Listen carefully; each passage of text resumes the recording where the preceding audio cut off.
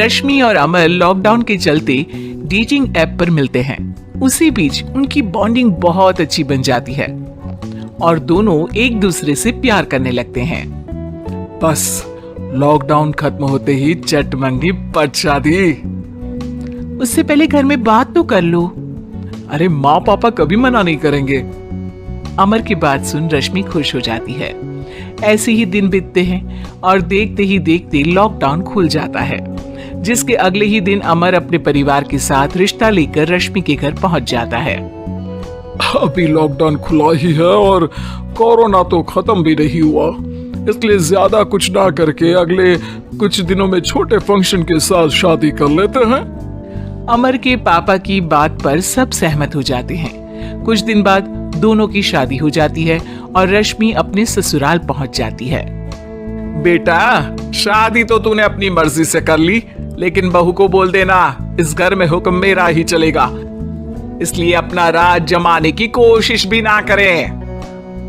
माँ, रश्मि को यहाँ सिर्फ प्यार, आशीर्वाद और अपनापन चाहिए, पैसा या राज नहीं।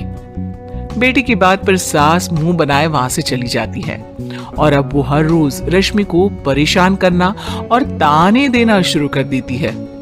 देखो, ये है आजकल की लड़की, इंटरनेट पर लड़कों से बातें करते हुए इन्हें शर्म भी नहीं आती, और यहाँ तो देखो कितनी सीधी सुशील बनकर दिखा रही है।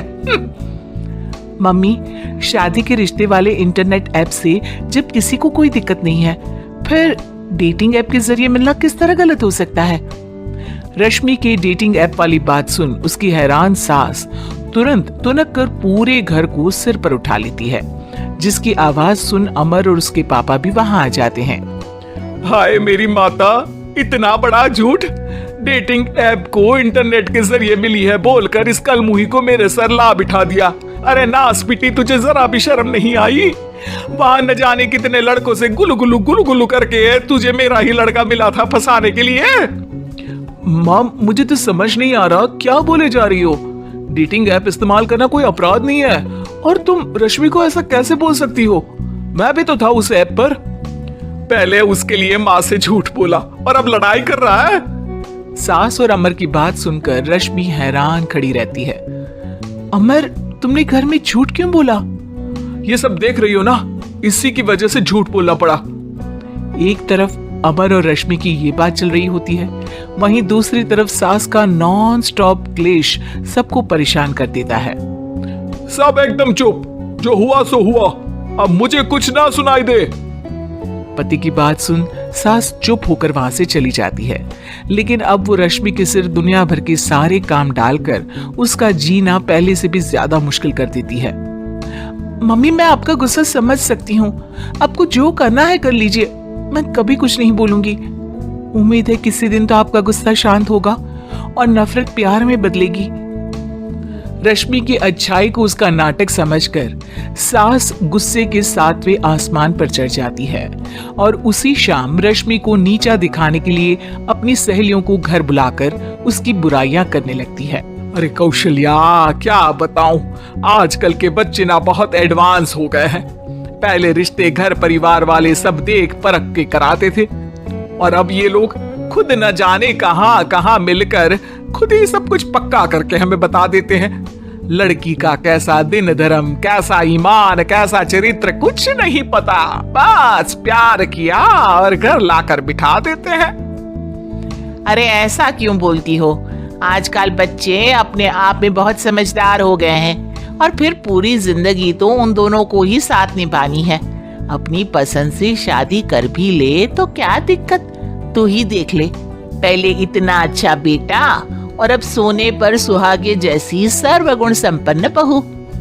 और पता है, अभी कुछ दिन पहले मेरी बेटी ने मुझे डेटिंग ऐप के बारे में बताया, जहां लड़का लड़की अपनी पसंद से अपने आप एक दूसरे को चुन लेते हैं, और फिर अगर सब सही रहता है तो बात आगे भी बढ़ जाती है। अरे इसमें इतना खुश होकर क्या बता रही हो? ये तो गलत है। न जाने कौन क्या है, कितना झूठ कितना सच है। अरे पर सोचो, जब तुम किसी के बताए रिश्ते को देखने जाते हो तो क्या एक ही बार देखने से सच झूठ का पता लगा सकती हो? जरूरी नहीं कि बच्चों का लिया फैसला हमेशा गलत हो। अरे बहुत बार हमसे भी तो गलत फैसले होते हैं ना। अच्छे बुरे लोग तो हर जगह मिल सकते हैं, फिर इसमें सिर्फ बच्चे ही गलत कैसे? सहेलियों की बात सुन सास सोच में पड़ जाती है और इसी तरह कुछ दिन बीत जाते हैं, जिसमें ना तो वो रश्मि को परेशान करती है और ना ही कोई ताना सुनाती है, जिसे देख रश्मि परेशान हो जाती है। मम्मी, आपकी तबीयत तो ठीक है ना? कुछ दिनों से देख रही हूँ आप मुझे कुछ बोलती ही नहीं। तो मेरा परेशान करना ज्यादा अच्छा लगता है क्या? नहीं, आपकी शांति उससे ज्यादा परेशान कर रही है। शांति इसलिए है क्योंकि मुझे एहसास हो गया है कि गलत तुम लोग नहीं, मेरी सोच है। प्यार तो एक सुंदर एहसास और शादी खूबसूरत साथ है। अगर ये साथ सच्चा है तो कहीं पर भी किसी भी तरह जुड़ा हो उससे कोई फर्क नहीं पड़ता। आप कौन है? इतनी अच्छी बातें मेरी पत्नी तो नहीं बोल सकती। क्या आप भी?